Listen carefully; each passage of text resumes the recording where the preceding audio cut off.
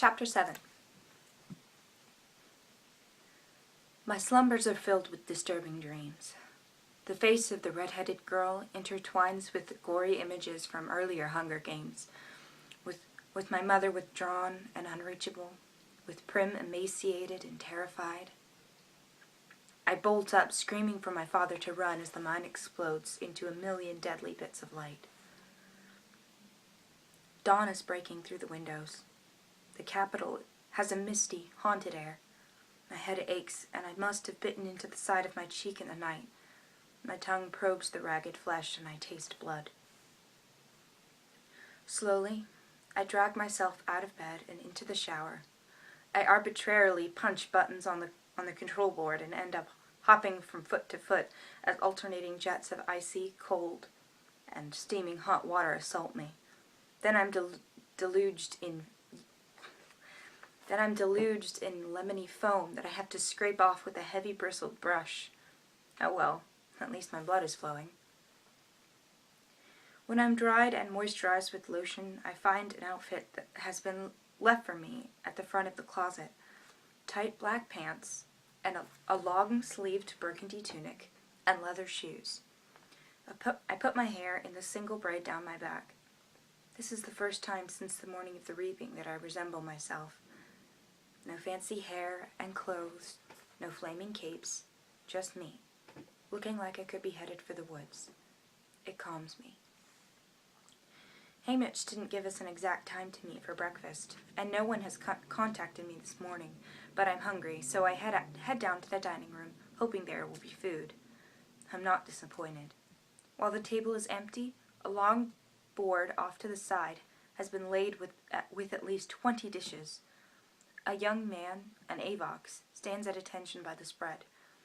When I ask if I can serve myself, he nods assent. I load a plate with eggs, sausages, batter cakes covered in thick orange preserves, slices of purple melon. As I gorge myself, I watch the sunrise over the capital. I have a second plate of hot grain smothered in beef stew.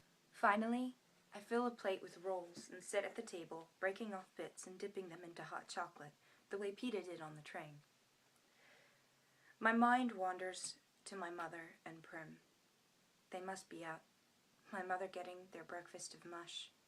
Prim milking her goat before school. Just 2 mornings ago I was home. Can that be right? Yes, just 2.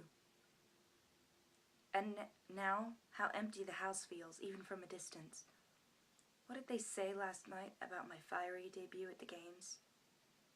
Did it give them hope, or simply add to their terror when they saw the reality of 24 tributes circled together, knowing only one could live?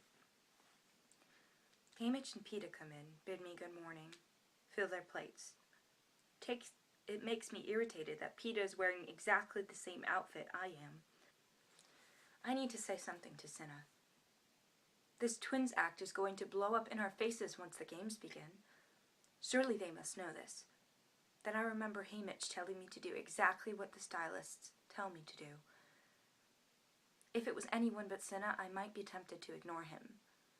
But after last night's triumph, I don't really have a lot of room to criticize his choices.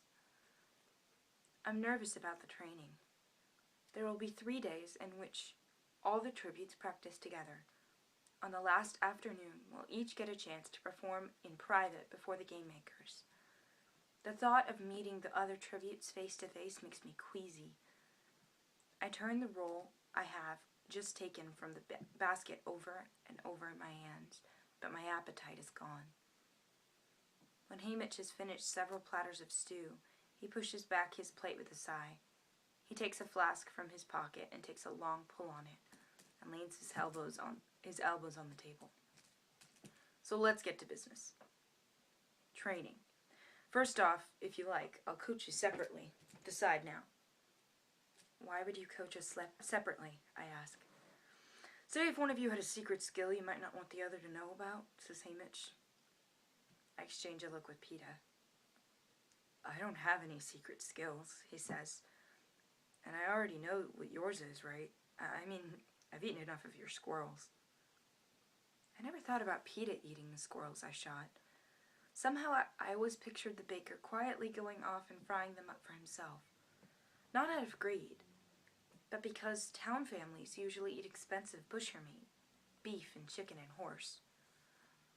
You can coach us together, I tell Hamish. Peeta nods. All right, so give me some idea of what you can do. I can't do anything, says Peeta, unless you count baking bread. Sorry, I don't. Katniss, I already know you're handy with a knife, says Hamish.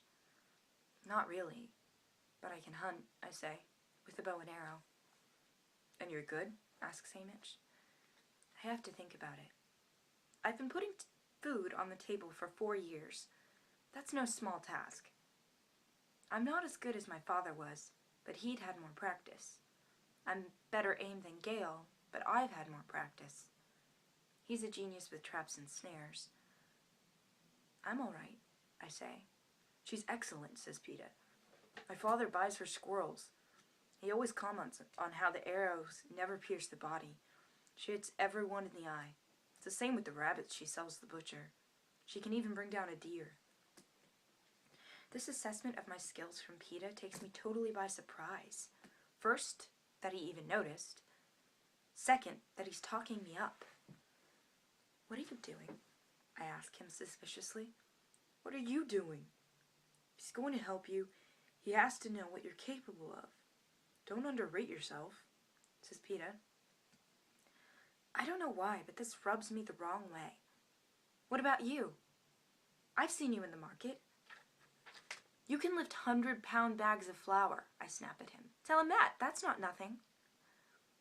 Yes, I'm sure the arena will be full of bags of flour for me to chuck at people. It's not like being able to use a weapon. You know it isn't. He shoots back. He can wrestle, I tell Hamish. He came in second in our school competition last year, only after his brother. What use is that? How many times have you seen someone wrestle someone to death? Says Peeta in disgust. There's always hand-to-hand combat. All you need is to come up with a knife, and you'll at least stand a chance. If I get jumped, I'm dead. I can hear my voice rising in anger. But you won't. You'll be living up in some tree, eating raw squirrels and picking off people with arrows. You know what my mother said to me when she came to say goodbye, as if to cheer me up? She says maybe District 12 will finally have a winner. But then I realized she didn't mean me. She meant you, bursts out Peeta. Oh, she meant you, I say with a wave of dismissal. She said she's a survivor, that one. She is, says Peeta. That pulls me up short. Did his mother really say that about me? Did she rate me over her son? I see the pain in Peeta's eyes, and I know he isn't lying.